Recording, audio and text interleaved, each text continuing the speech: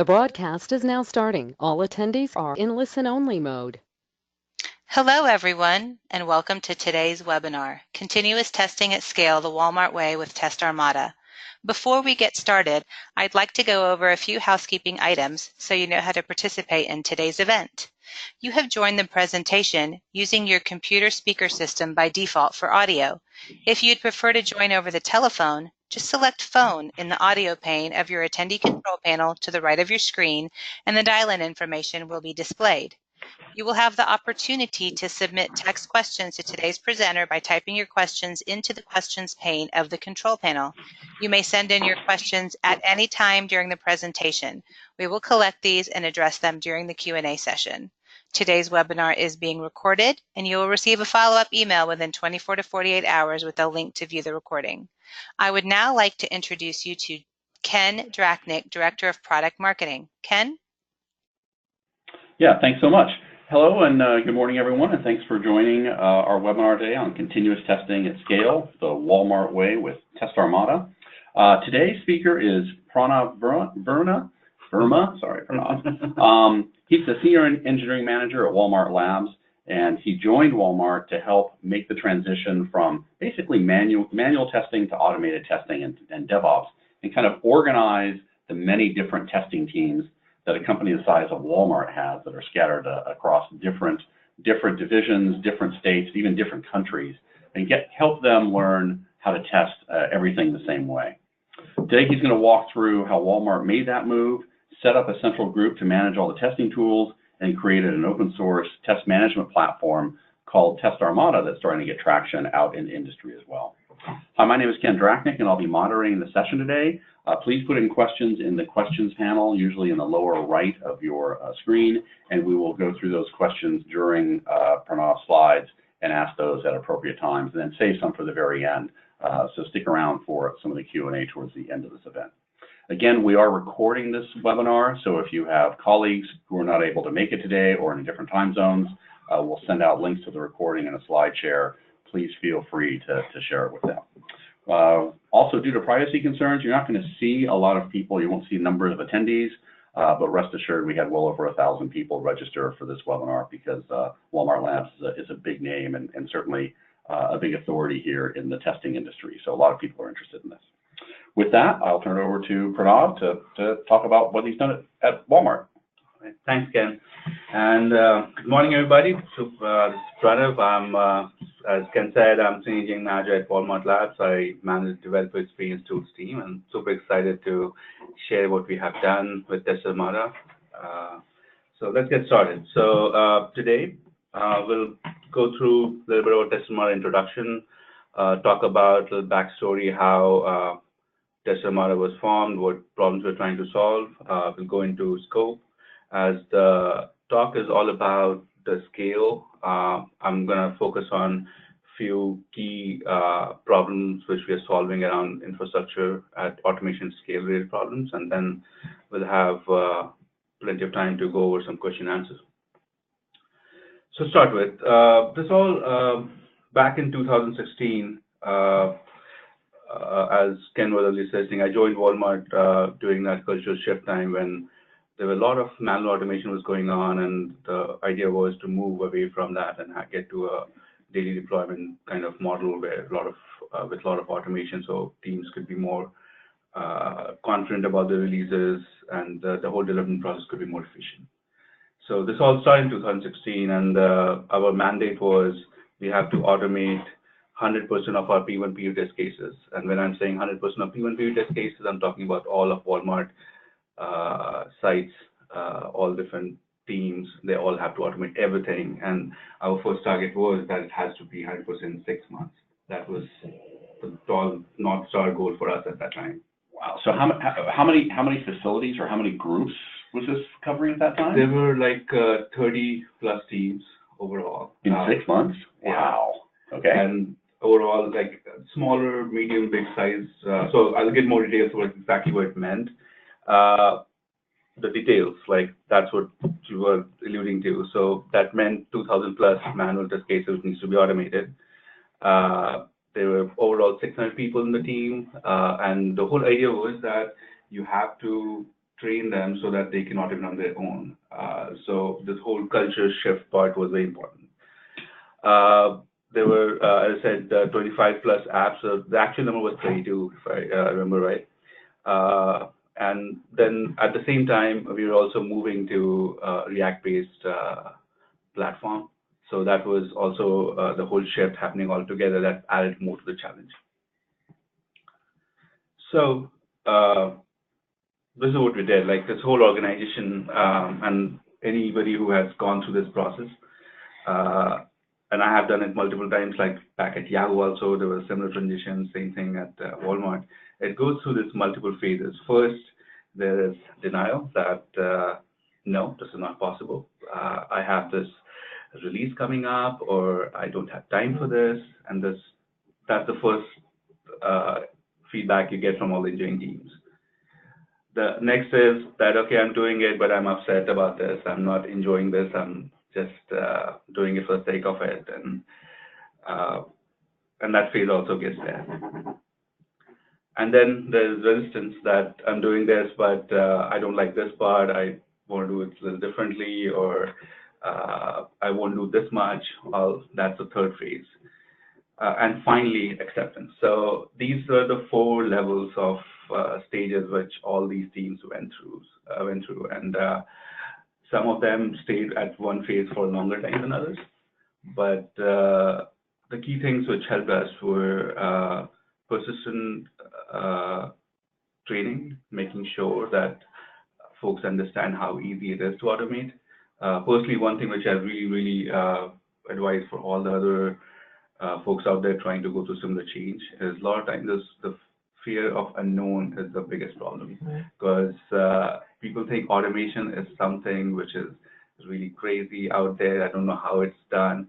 Because, I mean, simple example is think about unit testing. Everybody who has been development team will see unit testing has been a lot more popular than integration testing or functional testing. And that happens because unit testing is right there by the code. People understand how to write it, and that's why it's more popular and more easy to do it.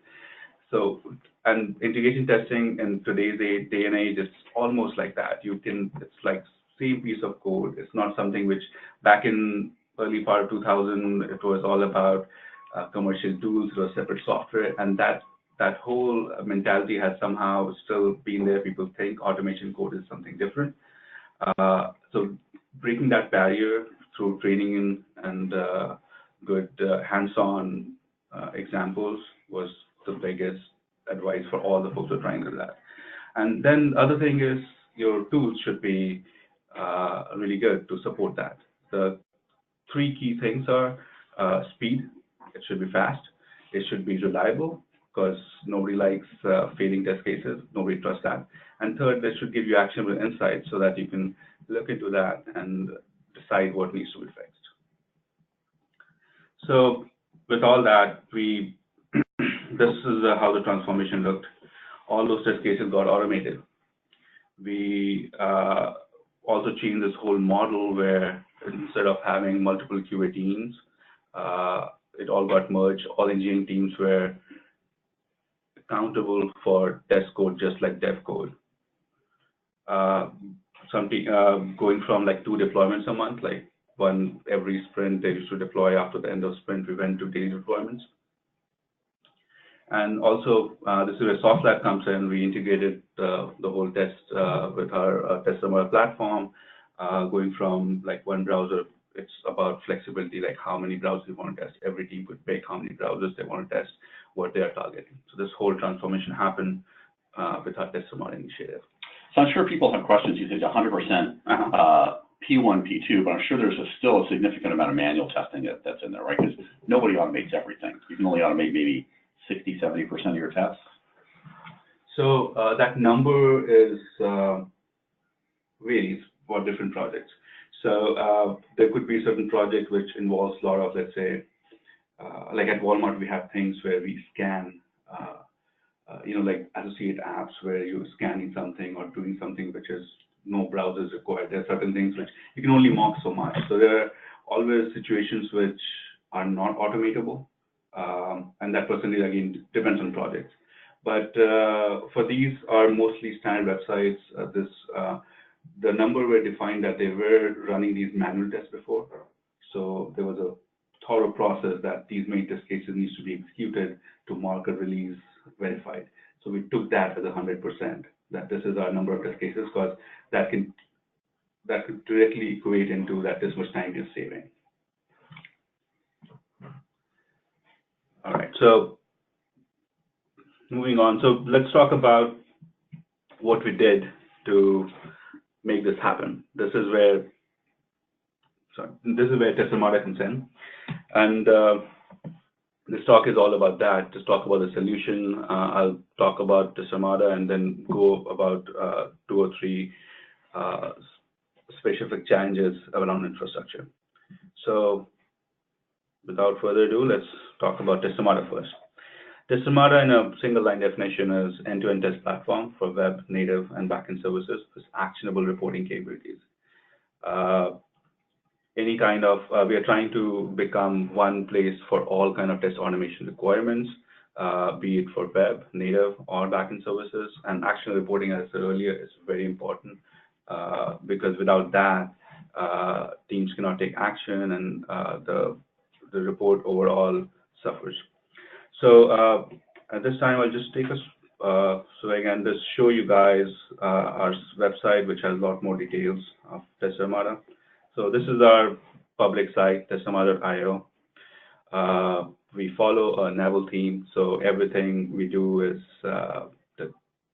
the project names, the terminologies are all Navy-based. So at high level, our modules which we call fleet. There are 4 fleets we have: functional testing, marking, performance testing, and data insights. And if you just want to go deep, you can traverse to these from over here, or just click on the functional testing side over here and just get more details about what we support. So once you get drilled down to second level, you see what platforms we support with what language bindings. So let's say you are a team targeting responsive web and targeting JavaScript binding.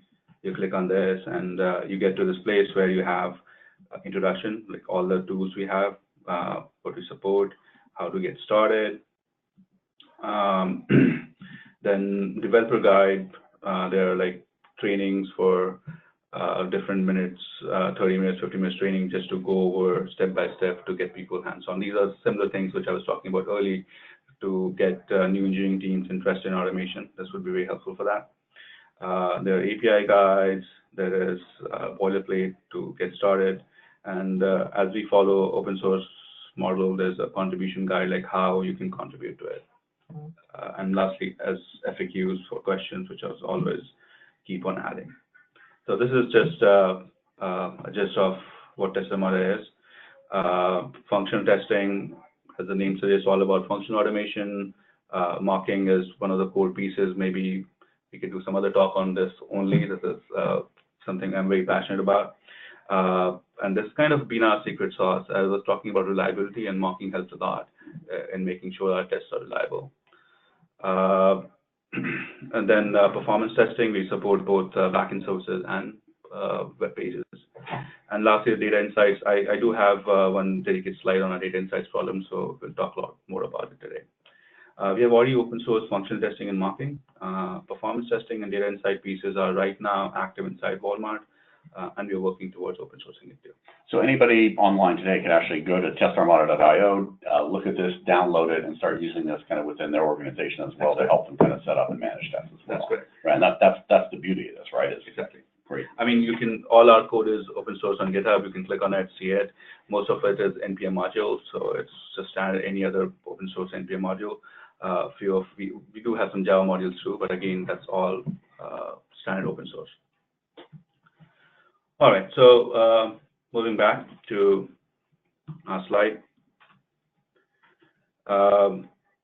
Let's quick look at scope, what we are doing inside Walmart. As of now, we have 85 projects across different offices.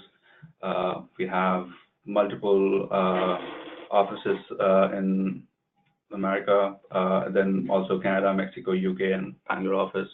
This is how our teams are distributed. Right now, we have 85 projects onboarded. We are targeting to be 200 projects by 2020.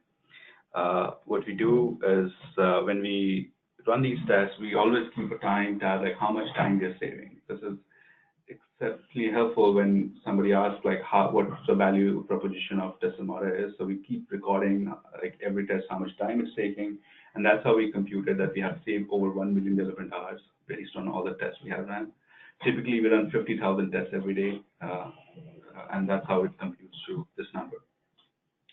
Overall, we have executed more than 16 million test cases, and close to 150 million APIs have been mocked through our system. And these are the list of teams we support by USGM. I mean the Walmart.com, all the Walmart sites you see. We also have a lot of other companies which Walmart acquired recently, like Jet. We have Hayneedle, and then there are a bunch of other store-related teams like GIF Store, which is in Bentonville, and we support them all. So this is like a quick snapshot of how Test Armada is being used and what's the scope of it inside the company. Okay, so moving on. For the infrastructure scale, for today's talk, I brought up 3 different high-level challenges which we solved at Walmart, and we'll dig deep in that. First one is continuous integration. It's about how we can integrate at the scale and run tests faster. The second one was automation cloud. That's where Sauce Lab helps us a lot, how we allow our engineering teams to make informed decisions and choose what browsers, what devices they want to pick.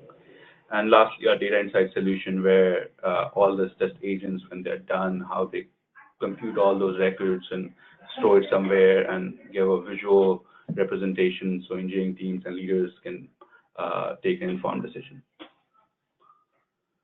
All right, so let's look into the continuous integration. The problem statement is pretty simple, I think pretty standard all across industry. How we can run tests faster. No matter how fast you run, there's always like, I'm gonna run faster. So, and it gets a little complicated when you think about Walmart scale. When you have millions of people coming and there's so much of browsers to cover, so many pages to cover, all these different teams running tests at the same time, how to have ability to make sure they all can run tests faster, reliably. So the goal was to allow folks to run tests against multiple OS browsers, and that, let's say you have 100 test cases. I spoke about 2,000 P1 PU test cases. That's against one browser. And if you think about it, like typically on the PR verify phase, teams pick 2 browsers. Master verify, I have teams picking 10, 11 browsers.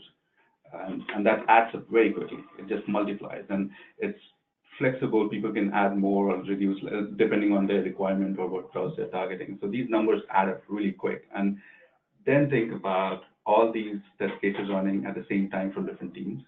So that infrastructure scaling becomes really critical. So how do you decide? I'm sure a question a lot of people have is like, how do you decide how many browsers gives you enough coverage, right? You've got, I mean, that's the beauty of testing in parallel, right? You can test across all these things at the same time. But is it 40 browser OS combinations? Is it 20? What do you guys use as a rule of thumb for ensuring you have appropriate coverage?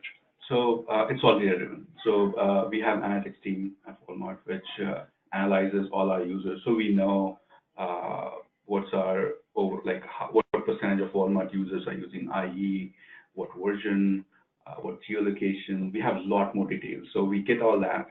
And as you could imagine, especially with mobile, it's very fragmented. So you'll have to take you take that, and then this is where your experience engineering experience comes in, and you decide that, okay, I can group them all together with this browser because they all are similar. So I can easily come up with 50, 60 browsers, and I would still be hitting not even 50% of overall Walmart usage.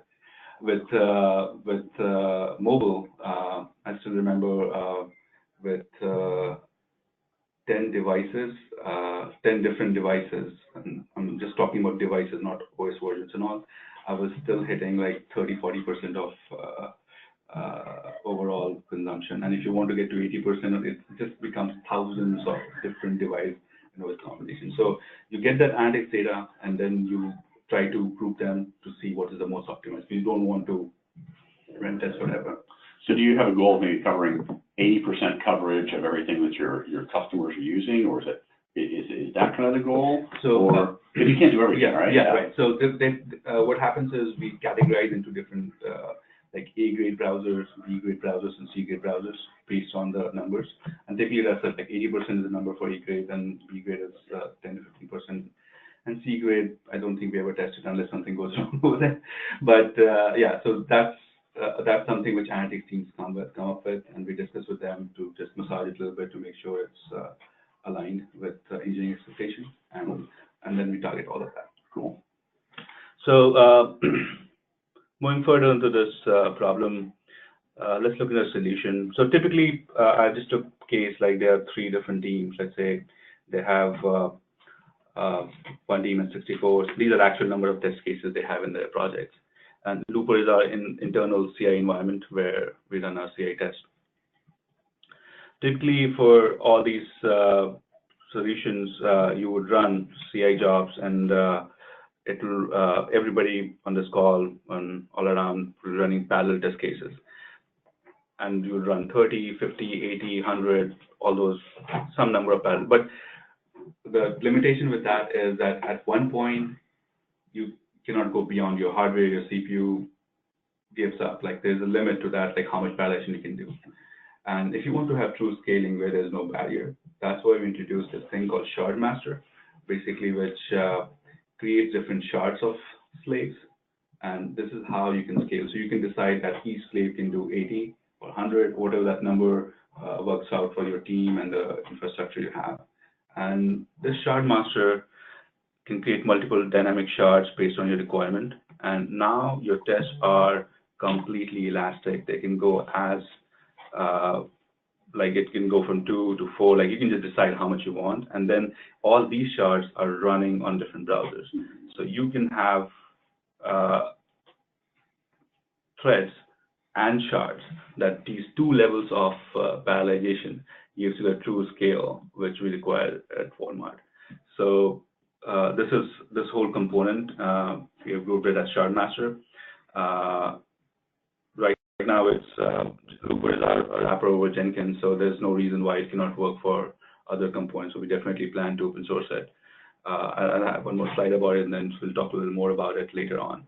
But the whole idea is that the shard master understands for the project that how many shards would be important or efficient for a given team. Based on that, it creates those shards. All shards run parallel threads on a given browser, and that's how this whole multiplication of browsers gets resolved, because we multiply it on our side also from infrastructure. All right, so using this, let's just talk about how it benefited the teams, some data about that. So talking about CARD, I'm taking their PR for example, where they're running 228 cases on 2 browsers. If you run it serially on just one time, it will take 6 hours based on if you're just running one by one without any parallelization. But with our sharding and parallel threads, we were able to have an average of 25. This is like real data which we get from our system. So we could save 93% of overall execution time just based on this. So that's one example of how this parallelization works. Like imagine a team waiting 6 hours for getting their test to get over, and using this infrastructure, getting it in half an hour, like all this test cases running. Yeah, that's the beauty of parallelization, right? And that's why it's so important, right? Because it saves so much time for people. We find that people who come to Sauce Lab save between 10 and their tests run 10 to 16 times faster when they come to Sauce Labs and parallelize. And I think this is exactly what you're saying. Right. All right, so that was our first case. Let's talk about, we were talking about Sauce Lab. This is a perfect segue for our next problem, that I want to test Walmart websites and apps on all supported browsers and devices. I spoke about how analytics team comes up with a list of browsers, a list of devices, how we can test it and through our CI. And we wanted to have, sorry, just having one second. We have a solution which I was talking about reliability. That's the key thing. So make sure that it's reliable, running at Walmart scale, and at the same time, not dictating engineering teams what to do. They should have the ability to decide the configuration, what makes sense for them, just decide on their own. So straightforward. It's very simple. Like everybody uses Sauce Lab. We have a lot of customers for that. But we build this new solution to make sure that we can scale at Walmart and make sure. Because think about this again, like there are 50, 100 different teams trying to use the same system. And they all now with this automation infrastructure, they can all use as many browsers they want, as many threads they want, like how you maintain it and make sure that they're not colliding with each other, make sure that they are running tests efficiently and predictably, because it shouldn't be like, okay, now I'm waiting for half an hour because some other team has just used all my resources. And this is a problem which probably the bigger enterprises would face more than smaller companies, because you have more teams and you have finite number of resources. So how you manage it? So to take care of that, we built a system called Resource Manager. That's our internal solution. At very high level, it has 3 features: reconciliation engine, quota management, and priority management. Reconciliation is whenever a team starts using some test on some browsers, we make sure that we store it in our database that these many agents are in use right now. And often happens that the test crashed or something else happened, that it didn't get a chance to mark them free. So reconciliation engine is something which keeps on running in loop and just makes sure that any error of that kind is automatically corrected. Quota management I spoke about earlier is all about making sure teams have a quota, and we can increase it if they want it, but this is a way to keep in check that not one team is just blocking everybody else. And the third is priority management, to make sure that if there are multiple jobs coming in at the same time, which job is higher priority than other. There's some notion of priority with our job, so we can decide at the runtime that we should first focus on this and make the other job wait for the resources. And this solution is at very high level. We follow this plugin-based thing. So it's not only with Sauce Lab, we use this whole approach to functional and performance testing. So at the end of it, we have plugins for all these resources, they're labs, and they use resources. So there's this, the way this works is we have browser plugin for browser testing, device plugin for all the devices, and then we have agent plugin, which basically target performance testing right now. All these agents have integrations with internal or external infrastructure. So for us, externally, mostly Sauce Labs. We've been using it very heavily, but we do have some internal Selenium grids also, or some internal agents also, which is running on our internal OpenStack-based cloud system. And you would see there's lock signs right next to the external cloud. This is just to indicate the security part, where the Sauce Lab secure tunnel comes in, because all these PR verify and master verify tests are not running on production URLs. They're running on internal URLs, and Sauce Lab browsers are outside. So we heavily use Sauce Lab tunnels. We have actually built a system on top of Sauce Lab tunnels. We call it Lookout and Raven. There are 2, again, modules which have been about to be open source. These are just focused on making sure that tunnel infrastructure is elastic and stable. If something goes wrong, you automatically self-heal it, all that part. So that lock sign is for that kind of secure test integration from external browser to our internal system. That indicates that. And then again, these browser plugins are directly hitting for Sauce Lab browsers. For devices, mostly desktop checks, now Sauce Labs. We heavily use for all that for such devices. And for our agent plugin, as I was talking earlier, we use JMeter for backend testing and site speed and web page test for front-end testing. We have agents for that, and that also gets maintained with this whole system. And that resource manager is an internal tool. That's not an open source tool or part of Not this now. Is just your architecture. Yeah, but this is something which we can. I think there's a use case could be made that a lot of other enterprises can also use something similar. So we will definitely open source it. The nice thing with Armada is that we are not affiliated to one team. We are solving a bigger org. So I can't think of anything which you're working on which cannot be open source, because it's not, there's no custom or any special magic code which is just for Walmart. It's for all the teams. So all these things, it's just a matter of priority and focus. So we have other things in pipeline which we want to open source first than others, but Resource Manager is definitely a candidate to be open source in future. So let's look into the benefits of this. So Source Labs, test objects, and we also use Firebase for our system solution, and then some our Test Armada services. All this inclusive, we have close to 1,000+ unique combinations of different browsers and devices. I was talking about how we run like 50,000 test cases every day. So if you take that and you convert that into number of hours, like developer hours, that will be like 250,000 developers per day, which is almost like 30,000 engineers working per day. If you're running all those 30,000 test cases on 1,000 unique combinations, this is how it will be. So that this whole infrastructure allows us or give us the power to work as 30,000 engineers will be doing. This is the true power of the other automation clouds we have.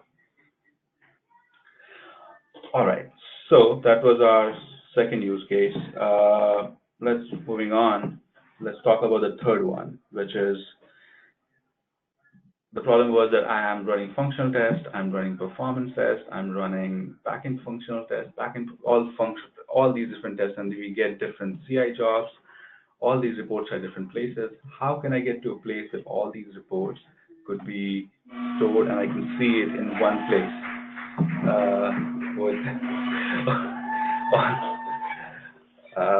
All these reports could be seen in one place, and that was what we're trying to solve with our data insights initiative.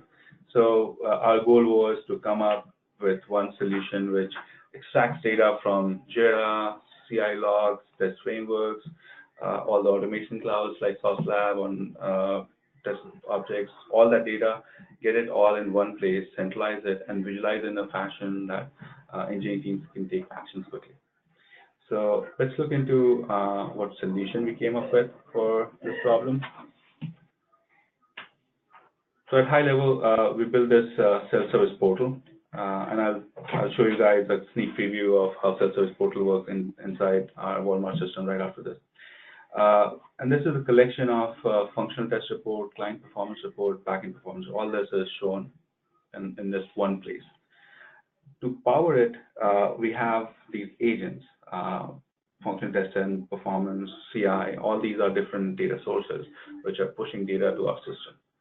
This all goes to our Kafka stream, and you'll notice that dot over there. I just try to make it open because this is an open system. The whole idea is that over time we can add more sources. So right now we have test agents, we have CI, but something else comes up, it's just a pure data pipeline. We can create any other data source added to our system. So this whole goes to Kafka. From Kafka, it goes to Spark. This is our data pipeline, which again, from there is database. And we use multiple database different solutions for our document data or real-time data for like Kairos DB or something where you want to see time series database, the TSC side. So between TSC and document data, we store all these data in the 3 different databases. And this database actually populates, and this is all internally, these are all managed services at Walmart, but this visualizes through Grafana. And we also expose it through some APIs, which allows other teams, like we also have some hygiene instance inside, we have X-ray, we have clients, all these other sources can extract data from here if they want to. So the whole idea is that input and output is all open. You can define input sources, output sources, and once you have this Grafana and APIs for that, this all ultimately gets added to, this is the gray box forms at the inside platform, and this is used in the report which I was talking about it earlier. There's all these data sources bubble up and start showing the data in our reporting system. So let's look into the benefits of this approach, what we gain by this. So first, we have a scalable system. We can handle almost 1 million messages per second. That's what we have built for. We can. This is usually one of the biggest USP we have with our data side platform is typically teams running test cases on Jenkins or other places. They have last 50 builds or last 30 builds. So they get that, but they don't have storage for a long time. And sometimes you want to go back and see what happened at that time. My tests were passing and now start failing. So that storage of a long, right now we are targeting 6 months, and we also allow trending report. And that's another thing which is really key, because most of these test frameworks, they talk about one run at a time. They tell you that, okay, test ran, X number failed, Y it passed, and next one happened, X, Y, same numbers again. But you don't get trending report. Like if you have data for last several months and you want to see what's my pass percentage over the time, what's my fail percentage, what is my slowest test case in last 6 months, what test case has retried maximum number of times, all that data. So we can get all that with 6 months of overall data. That's one of the key things which has been really popular in Walmart teams. And lastly, we make sure the latency is very important, that while the tests are running, we are getting it less than a minute. This is especially helpful for backend performance testing, where we run something for a longer time, and sometimes you want to kill it because it's hammering some server or something. So you can get that results in less than a minute and take informed decisions. Okay, so at this time I'll go back and show you guys a very quick sneak preview of how our self-service portal looks. So this is our self-service portal. I'm actually inside a project. Let me go back to the main page. One second. And this is actually, I'm showing something which is happening in this inside Walmart. This is again not open source, something we definitely want to open source. But this is one place where people can come create new projects, create new test plans, and get the reports too. So we'll look into homepage report project. So right now they have these functional test plans, which as you can see, master verify, peer verify, deploy verify. They have mobile projects separately, and then they have client performance and backend performance, all these different reports. And all your functional testing is all Selenium testing and Appium on there. So you use those. Are you doing anything with like native frameworks like Espresso or yes. CUI? So right now, grocery team is doing that. And Walmart core team is also. There are a few teams who are doing Espresso, but primarily all the web teams and iOS teams are focused on Selenium. So let's look into this report. So this is master verify, and now let me pull data for. This is all live, so and hope the demos. Yeah, made the demo goes in your favor. Yeah. So while this is loading for homepage team, like you can see overall 94% test cases pass and 5% fail. This is for several data for last whatever, like 3 months of since we moved to the system. This is execution time overall. A few times it took 1 hour, but typically you can see how it's trending. And number of test cases, mostly it's constant. Sometimes you add or remove some test cases, so it just shows. It's important to see that if execution time is increasing or decreasing, how is your test case count is doing, so you can just correlate that data side by side. So it looks like you're following kind of best practices. You're running lots of test cases, but they don't run for they're averaging maybe 8 or 10 minutes or 20 minutes. So that gives you time to get fast feedback, and the test case is long enough that a dev or QA can go through it in a reasonable amount of time and understand what happened. Exactly. Right? So that's great. Yeah. And though it seems like this test failed, but let me show you guys what's happening here. This is the list of all the latest runs for that test project. So if you click on it, you get a detail of, so first was trending report for that project, how the data is trending. Now this is looking at one job, like one run, what happened. So this run apparently failed, some small failure, but you can see first, what are the slowest test cases in this run? These are the cases. Our iOS simulators are a little slow. Typically that usually means they always show up in our slow cases. And these cases got retried. You can see how many times they got retried. And this is the list of our tabular structures. In this case, there are 4, 5, 6, 8 different browsers are being used for, let me just make more rows over here so you can see how many test cases are there. So 62 test cases across 8 browsers. Now, it's like, let's say you want to see which test case actually failed. So you can just click on fail and just quickly get to what happened. So these 2 test cases failed on our iPad simulator. Now, if you want to see what happened, click on this to get the third level data. So first was trending, second was at the one project, and third is now the test case level. So you can see this just passed on all these different browsers, but failed on this version. So you click on this, you get here, you see the CI log, what happened, you get detail. The next thing we do is, this is a link to a CI job, but you click on this and you get to Soft Labs, and you can see the actual video recording. Oh, so you've got a direct integration to the data from Soft Labs from the Soft Labs admin console. Yeah, exactly. So I logged in before because I wanted to make sure this demo goes really well. Okay, but anyway, so this test failed. Now it's actually showing that video recording which happened, and you can see this test case. This is a 3-minute video, so probably I'll just.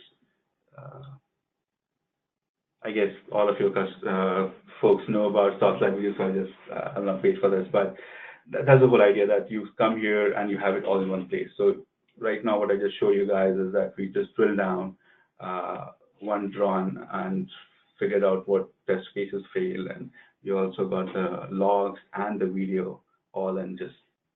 So it looks like you put together essentially an internal kind of analytics package that helps identify. That's what it tells you. Here's what broke. Here's what you need to fix first. Go look at this. Exactly. And that links back to the assets back on Soft Labs. Yeah. That's fantastic. Yeah. Just think about. I mean, again, I keep talking about Walmart scale.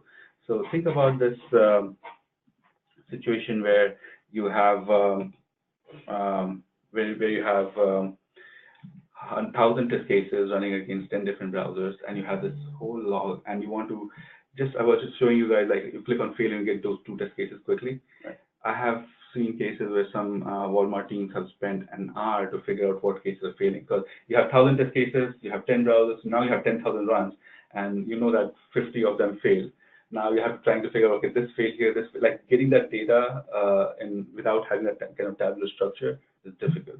So first, having that scale to make things like this really fast, and get them option to filter quickly and understand that's what the core problem we're trying to do. Yeah, when you're running that many tests, you have to have some kind of analytics engine on the back end to help you, because otherwise your testers couldn't go through that, because there's a certain number that fail. Someone asked here, if a test case fails, do you automatically rerun it, or how do you decide whether you analyze it or do a rerun on a fail test? So our test runners, and most of the test runners have retries as a feature now.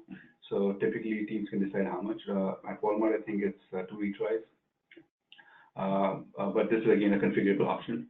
And that's also something, that's a great way of masking errors. There could be, I've seen several examples where some test cases always passes after a retry because of various reasons. So we keep a track of, that's why we're showing the number of retries each test have.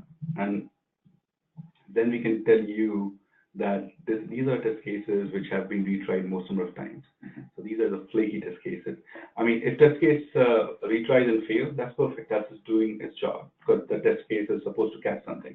But if it retries and passes, and it happens, there's a pattern for that, then those are what we call flaky test cases, and we show that also. There's a panel in work which will show that, and then you can decide that, okay, I need to do something about this test case. This is retry. And retry is the biggest enemy of speed, because if you have 100 test cases, one test case retried, all your parallelization work is gone after that. Because let's say every test takes 1 minute, you finish everything in 1 minute, but the next test, the retrying that 1 minute, is doubled your overall execution time. So we have to be very diligent about when we're using retry, and also making sure that retries are there for a good reason, not like some test cases are just misusing it. So, and this is where the analytics thing which you're talking about helpful, because we expose all that data, make it visible, so customers can look into that and take an action. And this is just beginning. Like we just moved to this platform recently, 6 months back. So now we are collecting all this data in this new database structure system. We have a lot of plans of making it like do more machine learning kind of predictable analysis and all. So I'm really excited about this part of thing. Let's see how this thing's future holds for us. But this could be again something which the learnings we can get from Walmart side could be open source, and other teams can also benefit from it. We got a bunch of questions coming in, and a lot of questions are kind of around, you know, backing up a little bit. I think this is a great platform for kind of running tests, understanding tests. A lot of questions about writing tests, like, are the devs writing tests? Do you have a QA team writing tests? Are the devs kind of doing testing, test development and test development at the same time? Could you talk a little bit about how your teams organize that for creating a test and who does it? So that was the culture shift 2 years back at Walmart. There are no more QA teams. So there's no dev or QA engineer. The whole idea is that every engineer is accountable for testing. So devs writing also tests, and everybody's dev. So everyone is dev. Everyone became a dev. Everybody learned how to program. So I think a lot of concerns that people have, you know, I'm a manual QA testing person. Here I am. My boss comes in. Oh, you got to switch to automated testing in 6 months. You know, I have a skill gap in what I can do. I don't know how to program yet.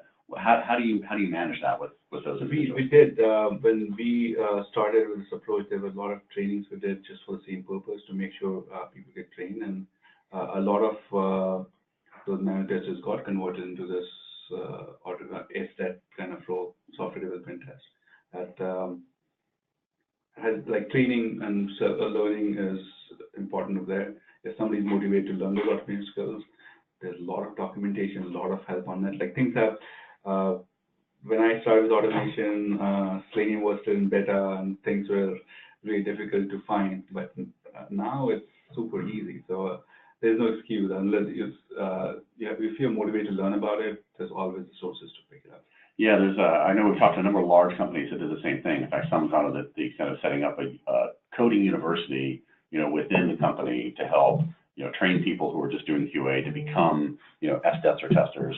And I know Forrester just had a recent article. They talked about the omni-channel testing vendors, and we were including that. And one of the three big statements they had is there's just not enough people who are SDETs around to hire to do that, right? So it's probably a good idea to train your own people, because you're not going to be able to go outside and hire those folks, right? So, and also all these man testers have great insights about the product, right? Like it will be a shame to not use that. Like writing tests is piece of, it's like somebody who a developer who has a lot of insight about architecture of a system, and he's picking up something new. You can use that and write more efficient test cases. So that's a great skill to have, all the man testing, because you know by just looking at it, these things could fail. So you can prioritize automation. Like continuously, like any other engineering practices, you have to continuously prioritize your work. And having that manual testing experience give you those instincts to decide what test cases are more important.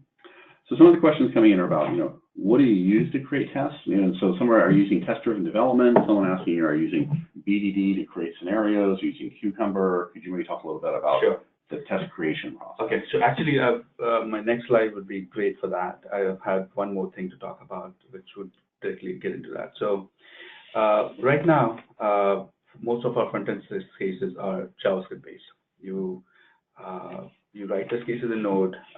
Magellan is our runner. We use this model called Nightwatch. That's most of our front-end iOS test cases are done by that. That's the biggest bulk of, I would say 90+% of our test cases are following the same model. So you have Magellan as runner. We have a lot of libraries just supporting it, and all these data insights, resource manager, self-service, all these features are baked around it. But as the questions were coming up, there's similar questions inside Walmart also. I want to use Java. I want to use Python. I want to use Node, but not Nightwatch. I want to use Jest. There's always new frameworks. And one thing I've learned in my career of tool development is there's no one tool which can satisfy everybody. So if you're trying to enforce things, it's never going to work.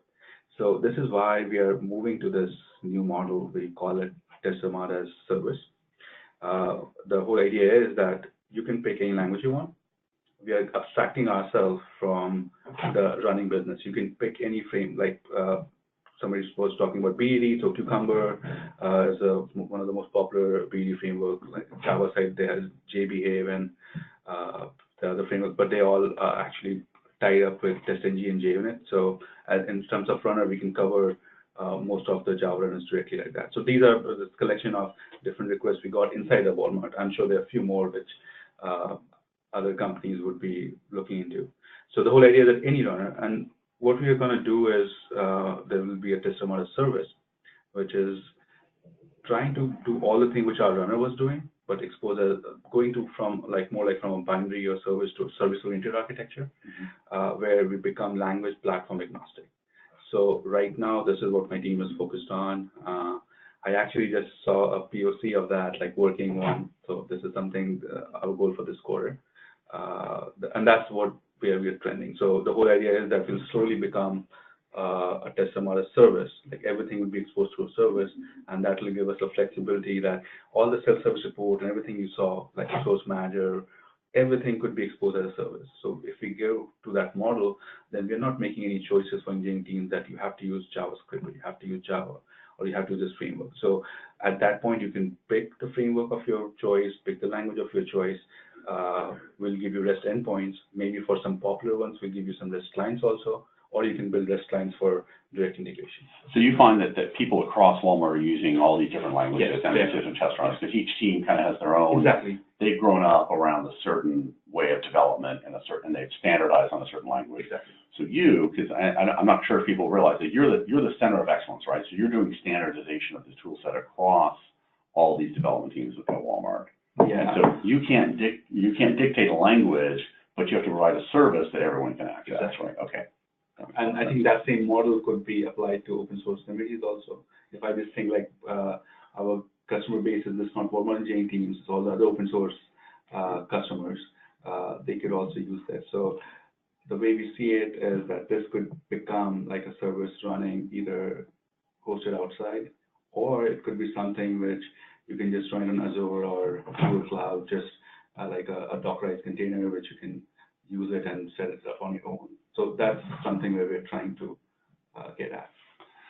Question came in kind of like the whole test Armada. It's like, the question is how many man hours are spent building it, but I think is there a team dedicated inside Walmart to developing test Armada and doing contributions to this? Yes, so that's what my team does. And how big is that? Is it 10 people, 100 people? Is it? We are like 15 people team. All right, okay. Yeah. And then 15, 16 engineers, plus we also have, actually all that detail is in our site. I mean, if you want to see who is working on that, just because it's an open source. Yeah, it's an open source community, so you can go and look at who the contributors are and things like that. Wow. So it's all our teams are listed here, and you can also go to GitHub and see who is contributing. As I said before, also not all our projects are open source, so this is not a full representation of our code. We have an internal GitHub for other one, but. And someone asked about test insights when you plan to open source the test insights part of thing. Yeah, that's something which we have to. I don't have a date for that right now, but just to let you know that this is something which is the highest priority. This is not the first time you're getting this. A lot of people are asking about it. We are definitely starting to look into the possibilities to come up with a date. We'll share that soon. Maybe I can come back again and talk about open sourcing it and how that can be used outside. Yeah, I think that's great. In fact, we're running against the hour time here. I know I saw that where you had the contributors, you have the emails people. I know you guys are hiring both within your group and Walmart, and across is looking for people who are skilled in kind of testing in general, right? Yeah, especially so like in test Armada team right now, we have openings at multiple levels, engineering leaders. If you're interested in automation, like work with open source and want to enjoy solving problem at Walmart scale, please reach out to me. We are definitely looking for automation experts. Yeah, it sounds like, we have a very close relationship with Soft Labs. I know you're running pretty much all of your external tests are run on Soft Labs, both for cross-browser testing as well as mobile devices. Do you do emulators, simulators as well, or is that? Yes, a lot of our, especially the React. We have a stack on React Native also, so a lot of those guys just directly try to run tests on emulators, simulators a lot. But obviously, we have less number of devices than emulators, simulators tests, so that also also drives that, but definitely messengers are very popular. And we use that a lot too. Fantastic. Well, Pranav, thank you so much. This is a fascinating conversation. We're going to do another one of these probably in a month or two and talk more about the kind of the business side of this and how doing testing impacts the business side and helps the website be much more efficient and get more conversions and things like that. This webinar is focused more on kind of Test Armada and the technologies used in the back end. I want to thank everyone for listening today. We did record this event. Within a couple of days, we will send out the recording to you. We encourage you to share this with your folks. And also, we're also having a few soft days set up around Walmart facilities where we're going to invite people in, and we'll have some live talks with kind of soft engineers and Walmart engineers about these projects as well, and you can look for those. Thanks so much for joining today, and this concludes our webinar for this morning. Thank you, everybody.